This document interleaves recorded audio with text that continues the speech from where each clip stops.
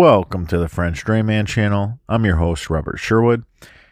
I'm going to show you how we go about installing one of our duplex systems in a basement.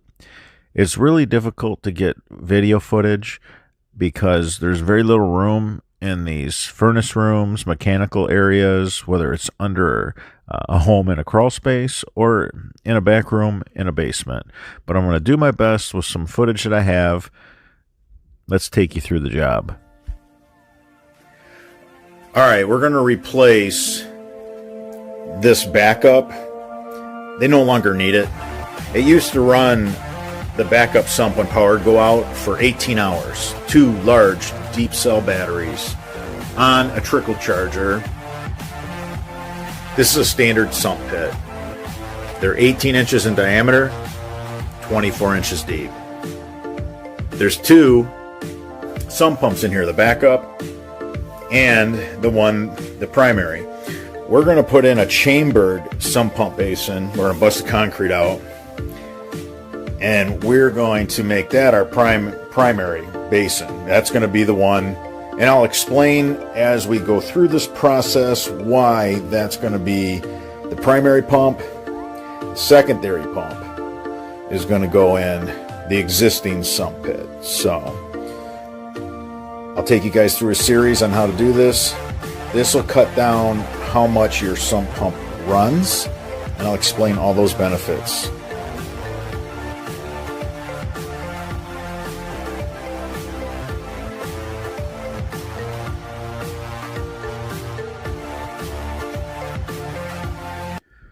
The first thing you need to do is see where all your floor drains go. It's really easy to track them with a utility tracker. If you go inside your floor drains, you can go to your original sump pump pit, stick in a fish tape, just a steel wire, and with a utility tracker, you can track where that pipe goes. That way you know where to break out the concrete. Of course, you're going to want to keep your duplex system up close to the wall. That way it's out of the way. One of the most important things, you want to leave your sump pump pit fully together and working, because even though the sump pump has a hard time keeping up, it's going to dewater the subsurface, allowing you to dig a hole and put in your duplex system. Now, if you don't do this, you're going to make your job 10 times more difficult. You have to keep the original sump pump basin in with the sump pump working and dewatering underneath the home so that you can actually dig and get your system in place. You're going to keep your original sump pump basin. There's no reason to dismantle it. The water will fill the basin and it'll end up pouring out of a new hole that you're going to make, because once you have your duplex system in place, you can then put in the balance tube. The balance tube is going to be low in the old crock, in the old sump pump pit, and it's going to drop into the new duplex system.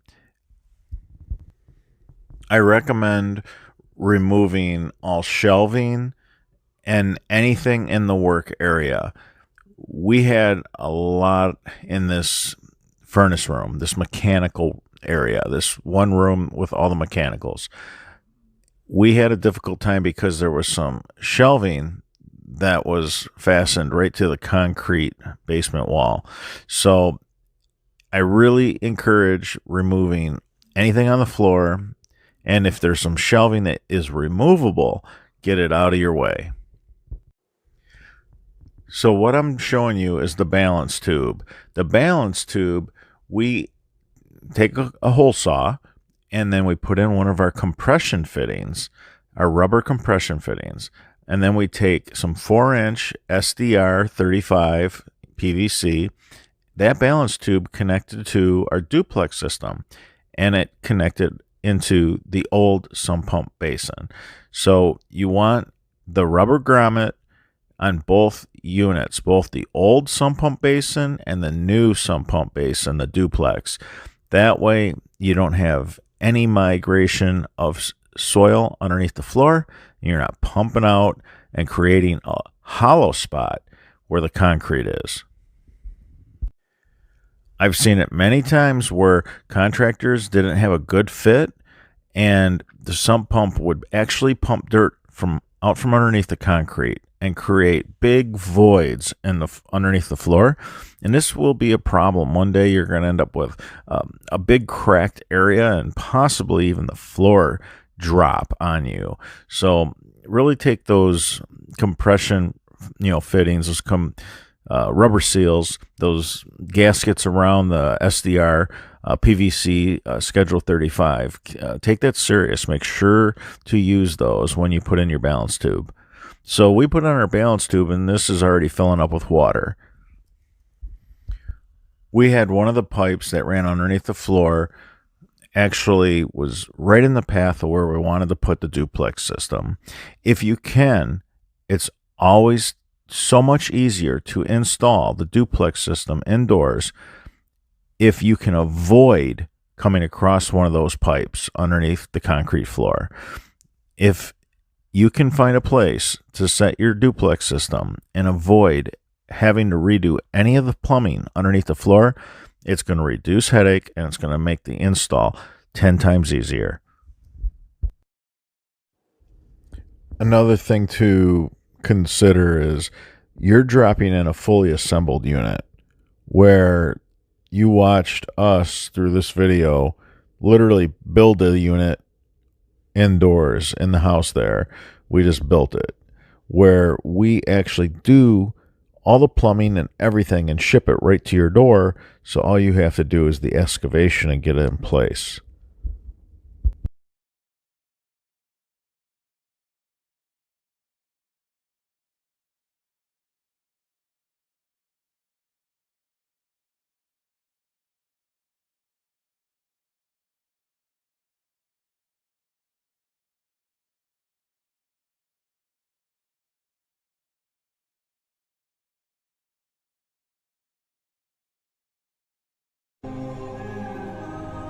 Comes through the footer, got the inside, you can hear it fill in the chamber.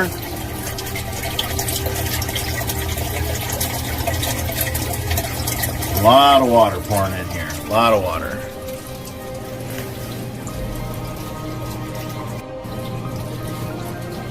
Alright, we took the run time from 30 seconds to 30 minutes.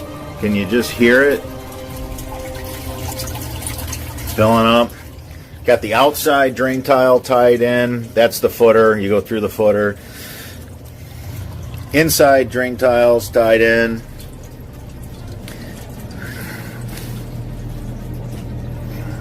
Now instead of every 30 seconds, this works out really nice. And because we plumbed it in seamless, fittingless, PVC Schedule 40. It's not like the rigid pipe. The rigid pipe,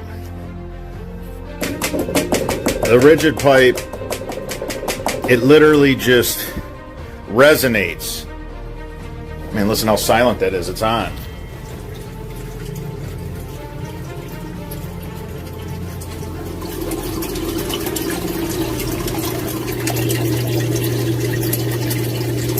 So it'll run longer.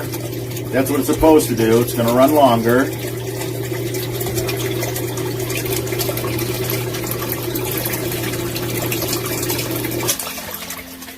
All right. So now that'll go for an extended period of time before it goes on again. But listen how silent that was. I mean, I had to stick the mic down in the sump just so that you guys could see that it was on. Unlike this was the primary before. Now this becomes the primary because we put it in deeper than the original sump.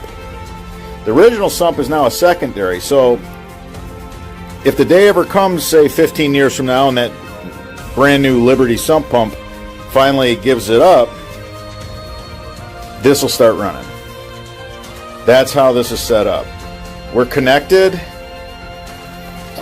And we use the rubber compression fittings. Just everything that you guys see us do on the outside and more, we bring indoors now. All right, guys, until the next video.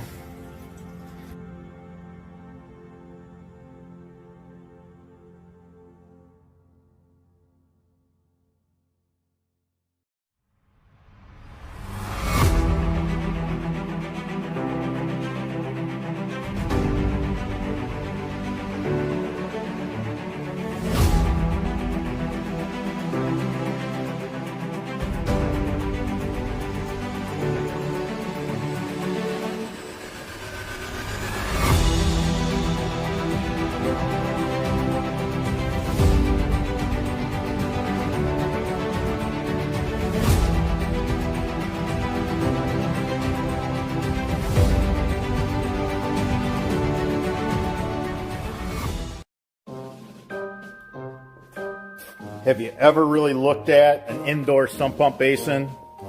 Have you ever really felt an indoor sump pump basin? How thin the material is? And how little of room there is inside it to displace water? How it tapers and gets smaller at the bottom, which makes no sense at all. It takes less water to turn this sump pump on now because it's tapered. People put blocks inside this basin so that their sump pump can be up higher where it displaces a little more water, trying to reduce the cycling. But it's still not enough because in its entirety, this doesn't displace any water. And it most certainly isn't strong enough for a lawnmower to go over.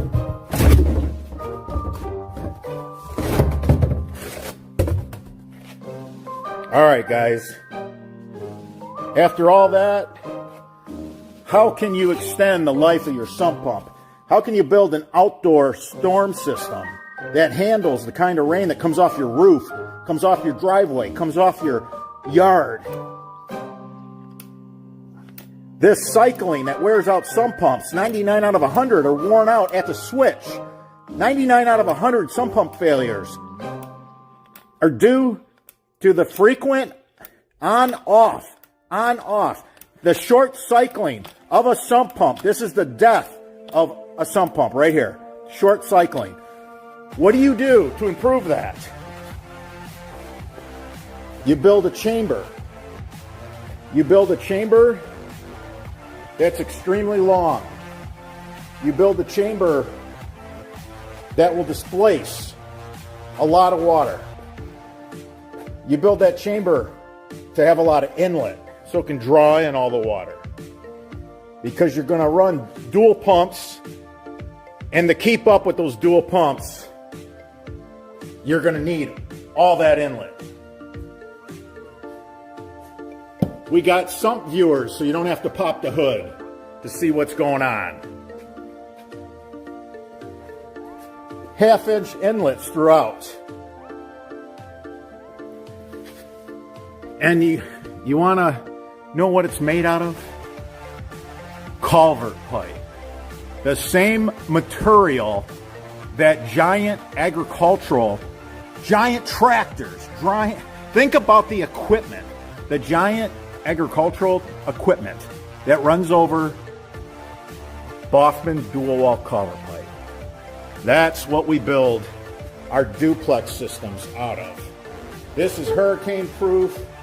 Tropical storms, you name it, this is the way to go. You have your primary, and when your primary fails, you got your secondary